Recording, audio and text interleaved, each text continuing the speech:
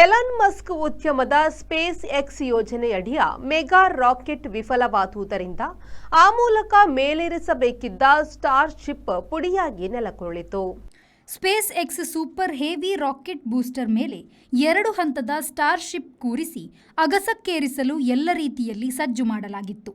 Texas ಕಾಲಮಾನ ರಾತ್ರಿ 7:30 ಗಂಟೆಗೆ ಎಂದರೆ ಭಾರತೀಯ ಕಾಲಮಾನ ಬುಧವಾರ ಮುಂಜಾವ ಅತ್ಯಾಧುನಿಕ ರಾಫ್ಟರ್ ಮಕ್ಕರ್ ಮಾಡಿಬಿಟ್ಟಿತು. ಹಾಗಾಗಿ ಮೇಲೇರುವ ಯತ್ನದಲ್ಲಿ ರಾಕೆಟ್ ಮಗುಚಿದ್ದರಿಂದ ಅದರ ಮೇಲೆ ವ್ಯೋಮಕ್ಕೆ ಏರಿಸಲು ನಿಲ್ಲಿಸಿದ್ದ ಸ್ಟಾರ್ ಶಿಪ್ ಉರುಳಿ ಒಡೆದು ಇಡೀ ರೂಪ ಕಳೆದುಕೊಂಡು ಪುಡಿಯಾಗಿ ಕೆಳಗೆ ಬಿತ್ತು. ಸೂಪರ್ ಹೆವಿ ಬೂಸ್ಟರ್ ರಾಕೆಟ್ ಇದೇ ಮೊದಲ ಬಾರಿಗೆ ಬಳಸಲಾಯಿತು. ಆದರೆ ಅದು ಫಲ ನೀಡಲಿಲ್ಲ.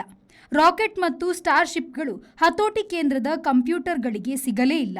ಉಪಗ್ರಹ ಬಿಡುಗಡೆ ಮಾಡಬೇಕಾದ ಬಾಗಿಲು ಕೂಡ ಕೆಲಸ ಮಾಡಲಿಲ್ಲ. ಹಾಗಾಗಿ ಒಂದಷ್ಟು ಮೇಲೆ ಹೋದರೂ ಬಾಹ್ಯಾಕಾಶ ಸೇರುವಲ್ಲಿ ವಿಫಲವಾಗಿ ಸಿಡಿದಿರುಳಿತು. Bureau report, V4 news, Texas. Thank you.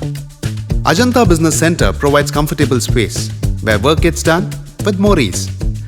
A friendly environment means less of stress, more of teamwork. Sir?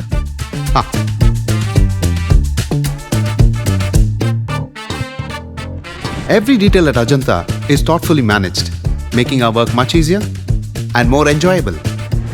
When employees work in harmony, it creates an environment where everyone thrives, allowing us to achieve the best of work with maximum effectiveness. Invest in workspaces managed by Vortex. Invest smart. Invest in Mangaluru.